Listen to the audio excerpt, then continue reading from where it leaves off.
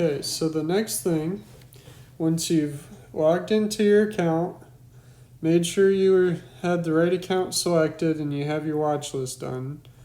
Those are previous videos. You can go into settings and we'll change a few settings here. So the default account, I would make the main trading account that you have.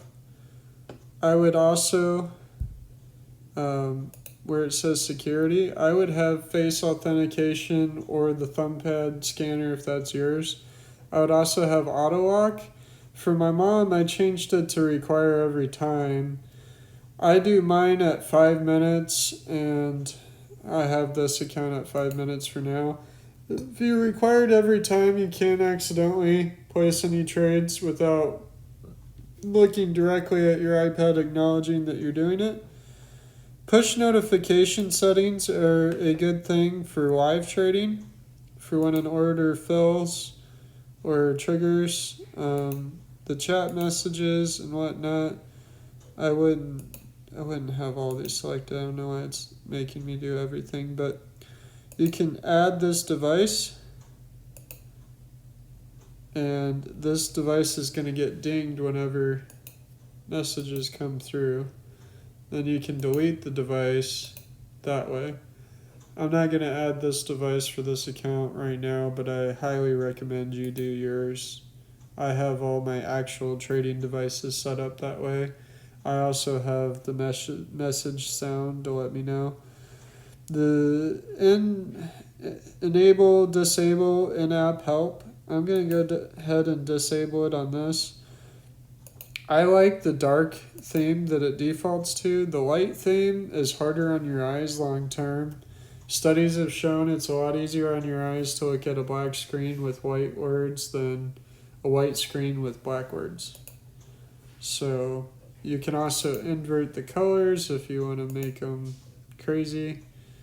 And I think that's all of the settings that you're going to need on this page.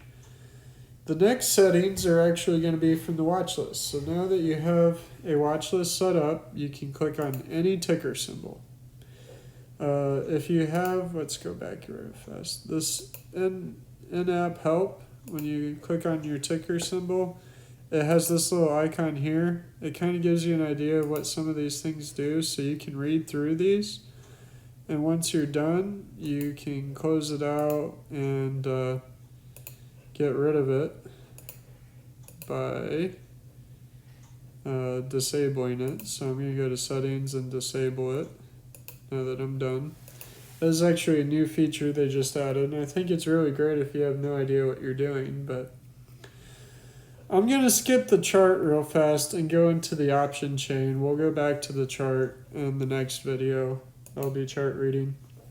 Because this is for option trading, primarily, there is certain columns that I specifically look for when I do trading. And so to edit these columns here, you click on the little gear icon. We don't need what the last was. That is the last price that it went for. That's not really relevant. The bid and the ask is much more important to us when we're placing the trades. If you have a working order going, what the last market trade was is important, and it will show you. But if you can get it based off of just what you're going for, it'll be easier, and you don't really need the other stuff.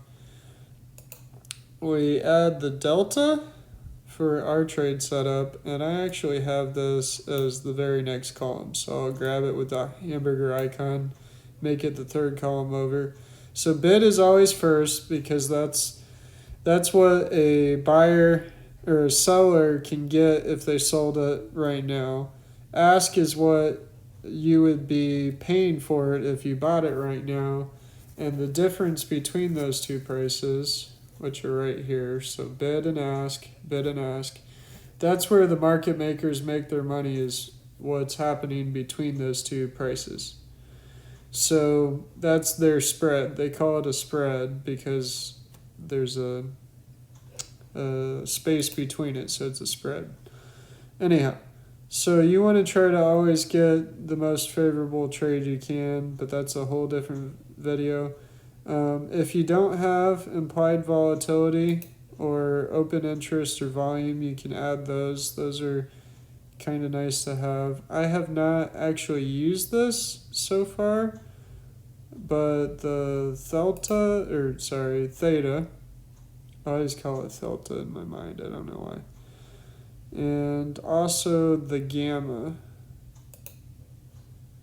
And you could, if you wanted to, you could also add intrinsic. That would be about the only ones that I would use as a member of Trader's Edge. Let's see if I can get it to scroll up. Okay. So, intrinsic value is saying how much of it is because it's in the money versus out. So I'm going to go ahead and say you don't need that. I'm going to be curious to play with it later. Everything else is pretty good information, so I'm going to go ahead and click off of this. So when you're looking at an option chain, you're going to start, first of all, it starts out with a single or something or a vertical as the default. I'm going to say for an iPad, always leave it on custom. Always, always. It's just so much easier to do it yourself. And I'll show you why in a future video. But when you're looking at your strike prices, you're going to usually have it at 10 or 25. For certain trades, you'll need more. But for the most part, 10 and 25 will load faster and it'll be a lot less scrolling to go through. I'm going to try to not dive too far into what we're doing here. Okay, so for this next part, I can't show you with my mouse, but you're going to swipe where my mouse was just a second ago to see the extra columns that we added. So if you wanted to, you could actually grab the watch list and pull it over out of the way. Open interest, let's just go left to right. So bid and ask, we've already covered. Delta is how much money are you going to make or lose for every dollar that the stock itself goes up. So 50 is 50 cents for a dollar. That's pretty self-explanatory. Open interest is how many people have actually bought this particular strike price. I forgot I haven't covered strike price yet, but strike price is the stock is going for 220, so 2,240.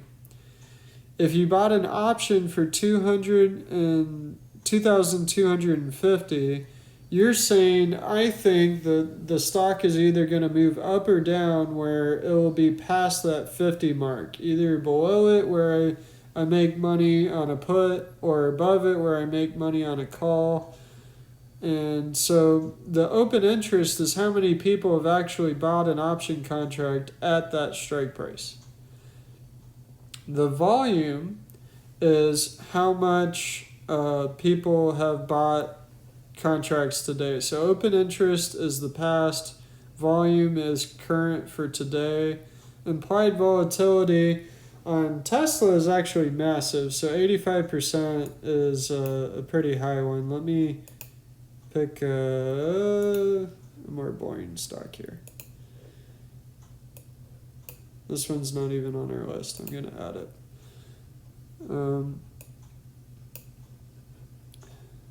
I forgot I got to scroll with my mouse thing here. So the implied volatility for Tractor Supply Company is 30%.